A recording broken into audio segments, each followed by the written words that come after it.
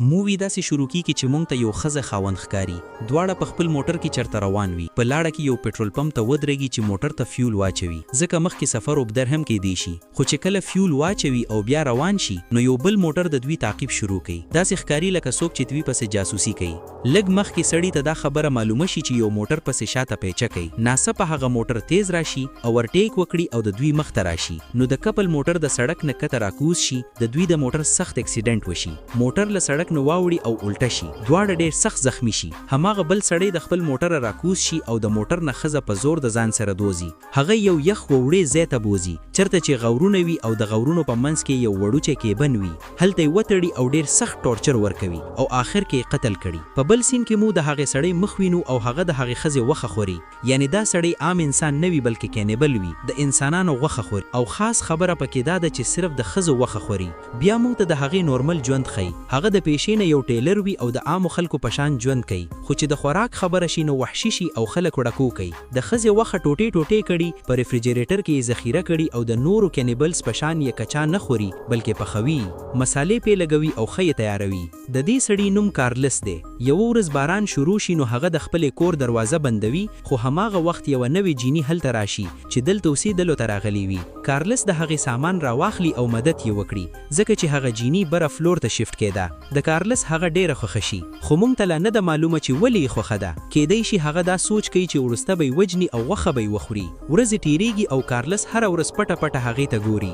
جیني هم ورو ورو د کارلس طرف ته مایله کیږي، خو زر مم ته پټه ولګي چې د کارلس په زړه کې هماغه خطرناکه اراده ده چې یو ورځ به دا هم حلاله کړي. خو بیا هغه سوچ کوي چې دا خو زما په خپل اپارټمنټ کې اوسیږي، که ناڅاپه روکه شي نو خلک به په ما شک وکړي. نو ځکه کارلس ځان خاموش ساتي، خپل کمره کې د ټیلر کار کوي او د کړکۍ نه هغې ته کتل کوي. یو ورځ جیني ډیره خوشاله ښکاري او ډایرکټ د کارلس خواته راشي. جیني ورته څو پیپرونه ورکوي او وایي دا زما د سیلون اډرس دی، که ته یې شاوخوا ولګوي نو خلک به زما دوکان ته راشي. کارلس پیلانه نه مني، خو بیا د دې دپاره چې د هغې یقین حاصل کړي راضي شي او پیپر هر ځای ولګوي. خو د هغه په ذهن کې لا هماغه خیال ګرځي چې دا جیني به هم ټوټې ټوټې کړي او په فریج کې به یې ذخیره کړي. حالانکه مخکینی غوښه یې لا ختمه شوې نه وه، یعنی دا سړی د ښځو د غوښې ډېر زیات لیوني او وږې نه ور. بیا موږ هغه د یوې بوډۍ ښځې سره وینو. یوه شپه کارلس خپل کار کوي چې ناڅاپه د هماغه جیني اوازونه واوري. اول یې نظر انداز کوي او وایي زما څه کار دی، خو لږ وروسته جیني په خپله د هغې دروازې ته راشي. کارلس مجبور شي چې دروازه خلاوه کړي. جیني ورته وایي زه پولیسو ته کال کول غواړم، ماله موبایل راکه. کارلس ورته وایي ولې، څه مسله ده؟ د جیني وایي بس مرسته پکار ده. کارلس انکار کوي ځکه چې پولیس یې خوښ نه دي. اصل کې هغه یېرې دي چې که پولیس کور ته راننوځي او که به غلطي فریج خلاوه کړي نو ټول راز به ښکاره شي، یعنی سیده پانسیده. بیا جیني ورته وایي ښه لږې اوبه خو راکه. کارلس کچن ته لاړ شي، خو جیني هم ورپسې لاړه شي او په خپله فریج خلاوه کړي. کله چې جیني فریج خلاوه کړي نو ویني چې ډېر زیات غوښه پکې ایښې وي. ټول خسته پیک شوي وي او په سم ترتیب سره پردي، ځکه چې ډې پسې شک ونه شي چې دا د انسان غوښه ده، خو حیرانه شي چې دا سړی دومره غوښه څنګه خولي. په کارلس دا خبره بالکل پیښه ونه لګه چې پیله ځل چا یې پرایویسي ماته کړه. هغه سخت وسه شي او جیني په ووایي چې تا د دې ځای نه لاړه شه. جیني حیرانه شي خو وایي ټیک د ځم، خو زه خو د مرستې دپاره راغلی وم. ته به هم اورېدلی وي چې د زما کور نه چیو اوازونه راتلو. رښتیا زما سره ډېر غلط شوی دی، زما ته صرف د ګواهي دپاره پکار یې. د روانه شي چې کارلس ورته آواز وکړي او ورته وایي ښه ته پولیسو ته کال کوې نو راځه دواړه یو ځای پولیس سټیشن ته لاړ شو. جیني وایي او دا خو ښه ایډیا ده. بیا دواړه یو ځای لاړ شي، خو مونږ ته د پولیس سټیشن سین ونه ښیي او نه مونږ پوهه شو چې هلته څه وشو. کیدی شي کارلس هغې سره هم څه کړی وي. څو ورځې وروسته مونږ کارلس وینو چې ډېر وارخطا او پریشان ښکاري. ناڅاپه د هغې دروازه وټکېږي چې خلاوه کړي. مخې ته د هماغې جیني خور ولاړه وي. ده په ټول بلډینګ کې تپوس کوي چې زما خور وکه ده، ته یې لیدلې ده که نه؟ کارلس ورته وایي نه ما ته هیڅ معلومات نشته. بیا ورته وایي راشه دننه کښېنه. هغه دننه شي او کارلس ته تپوس شروع کوي ستا خور څه کار کوه، تاسو د کوم ځای نه راغلی یې؟ اصل کې کارلس دا هر څه ځکه تپوس کوي چې که پولیس راغلل نو په ما شک ونه کړي. بیا د جینۍ ورته وایي موږ د دې ښار نه نه یو، زموږ د کور حالات ډېر خراب دي او په کومه شپه چې زما خور وکه شوه زه یې کور ته تللی وم. زموږ سخته جګړه شوې وه، کیدی شي هغه چیغو ته باندې هم لګېدلی وي او هغه کور پرېښی دی.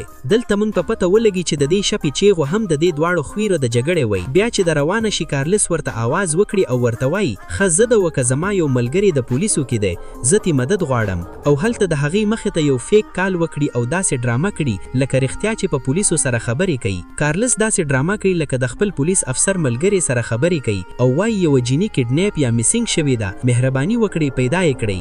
د دې خبرې د جیني خور لږه مطمئن نشي او کارلس ته ټینکس ووایي او لتون یې لږ کم کړي. اصل کې کارلس همدا وخت دی چې د په آرام شي او زیات شک ونه کړي. کله چې د زی کارلس ویني چې د هماغې جیني کور ته یو بل سړی راشي او دروازه وټکوي خو څوک یې خلا ونه کړي نو لاړ شي. په همدې ورځو کې کارلس ته د چرچ نه یو خاص آرډر راشي چې ډیر قیمتي سوټ جوړ کړه. هغه په خپل ټیلر کار کې مصروف شي او د جیني خور ته وایي که هر قسم مرسته په کار می ماته ووایه. هغې ته کارلس ډیر ښه او مهربان سړی ښکاري. د جیني خور هم د خپل خور په بلډینګ کې پاتې شي او کارلس اوس هغه هم د کړکۍ نه کتل شروع کوي. بل سحر جیني بیا راشي او وایي ډیرې ورځې تیره شوې دي، زما خور لا میسینګ ده، زه نور انتظار نشم کولی، پولیسو سټیشن ته ځم. کارلس ورته وایي ما خپل ملګري ته ویلي دي هغه به زر راشي، خو ده نه مني. نو دواړه یو ځای پولیس سټیشن ته لاړ شي او میسینګ ریپورټ درج کړئ. خو پولیس به یې څه پیدا کړي، بیچاره خو د مخکې د کارلس په خېټه کې وه. دلته موږ ته کنفرم شي چې کارلس هغه قتل کړی دی او خوړلی یې ده، یعنی دا سړی د بروسې قابل نه دی. بیا چې واپس راځي د وایي زما خور چې کومې پیسې ګټلې وي ما غوښتل مور او پلار کې یې ولېږم. زموږ جګړه هم په دې خبره وه او اوس پیسې هم نه ښکاري. کارلس ورته وایي ته مه خفه کېږه، څومره پیسې چې په کار وي زما نه یې واخله. دا حیرانه شي او وایي ته ولې دومره مهربانه یې، ستا څه فایده ده؟ کارلس وایي بس زما زړه لوی دی، زه مرسته کول خوښوم. بله ورځ کارلس ویني چې د اپارټمنټ مالک راغلی او د هغې نه کرایه غواړي. کارلس پې غوسه شي او وایي که نه وینې چې دا په څه حالت کې دی اوس یې مه تنګوه. بیا په خپله د هغې مرسته وکړي او پیسې ورکړي. وروسته هماغه جینۍ د کارلس کور ته راشي او وایي کارلس ماته دا مناسب نه ښکاري. یوه ورځ د جینۍ د کارلس ته وایي ته زما سره دومره مرسته ولې کوې، خو زه ستا دپاره هیڅ نشم کولی. ته نن ماښام زما کور ته راشه، ته هر وخت په خپله ډوډۍ پخوې، نن به زه درته خسته ډنر تیار کړم. خو کارلس انکار وکړي او ووایي نه زه په خپل کور کې ښه یم، یوازې اوسېدل راته خوند راکاوي. جینۍ ته تپوس وکړي ستاسو ملګري نشته، ته همیشه یوازې؟ کارلس ووایي او زه همیشه یوازې یم او همداسې راته خوند راکاوي.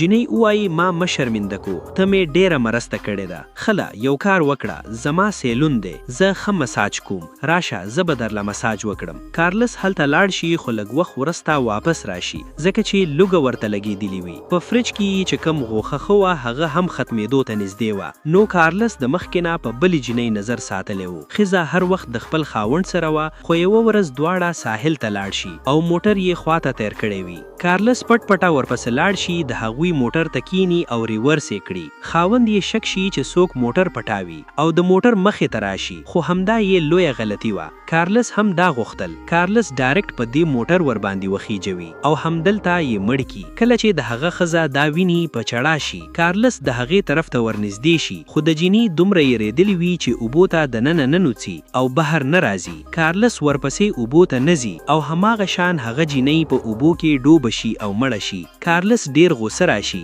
وایي په دومره مشکل سره شکار پیدا کړو خو هغه هم د لاسه وخوت. هغه کور ته راشي نو د هماغې مسنګ جینۍ خور ورپسې راشي او وایي پولیس سټیشن نه کال راغلی دی، یوه مړه جینۍ ملاو شوې ده، عمر یې هم زما د خور په شان دی، ته زر راشه ما سره لاړ شه. کارلس پوهه شي چې دا یې خور نه ده ځکه چې هغه خو د مخکې نه ما خوړلې ده، خو بیا هم ورسره لاړ شي. هلته چې مړې ښکاره شي نو هماغه جینۍ وي چې پرون په سمندر کې ډوبه شوې وه او دا ټول د کارلس د وجې شوي وو. څو ورځې وروسته کارلس ویني چې د جینۍ د اپارټمنټ دروازه ماته شوې ده، لکه چا چې په زور کیلاولو کوشش کړی وي. کارلس د هغې اپارټمنټ ته ننوځي او تپوس ته یې وکړي څه وشو ته ولې جاړې؟ جینۍ ډیره جاړي او وایي زما د خور یو ملګری و، هغه به همیشه ته پیسې اخیستې، اوس هغه زما نه هم پیسې غواړي. کله چې ما انکار وکړو نو وایي وې ته به خپله خور هم د پیسو دپاره وجلې وي، زه به پولیسانو کا ریپورټ ورکړم، ته ووایه زه داسې کولی شم؟ کارلس ورته وایي نه بالکل نه، ما ته پته ده چې ته خپلې خور پسې څومره ګرځې، ته داسې کار نشې کولی.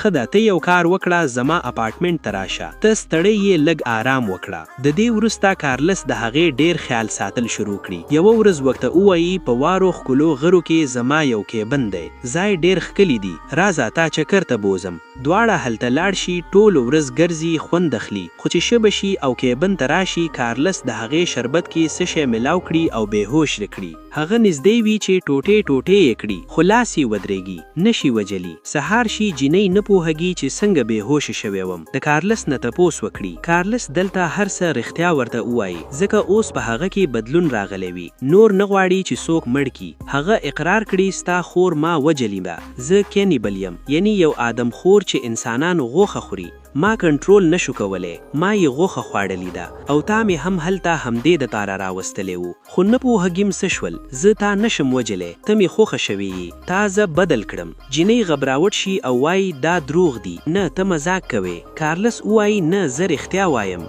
جینۍ ووایي ما له دې ځای نه بوځه سمزداسې کارلس همداسې وکړي ځکه اوس پې مین شوی و او د هغې هره خبله مني دواړه په موټر کې واپس روان شي خو په لاره کې جینۍ ته د خپلې خور په مرګ ډېر غوسه ورشي ناڅاپي سټیرنګ تاو کړي موټر واوړي او جینۍ هماغلته پکې مړه شي کارلس د موټر نه راخویزي د هغې مړي ته کیني او جاړي ځکه چې دا اول ځل و چې کارلس په رښتیا د چا سره پهلا ازل مینه وکړه یعنی کارلس بدل شوی و خو ډېره غټه غلطي وکړه چې رښتیا یې وویلي همدا د کارلس سزا وه چې له چا سره مینه وکړه هماغه یې د لاسه مړه شوه او همدلته د کیسې پهلا پارټ ختم شي که دوم پارټ ګورې نو چینل ضرور سبسکرایب کړئ او بل آیکن آن کړئ چې دوم پارټ تاسو ته ملاو شي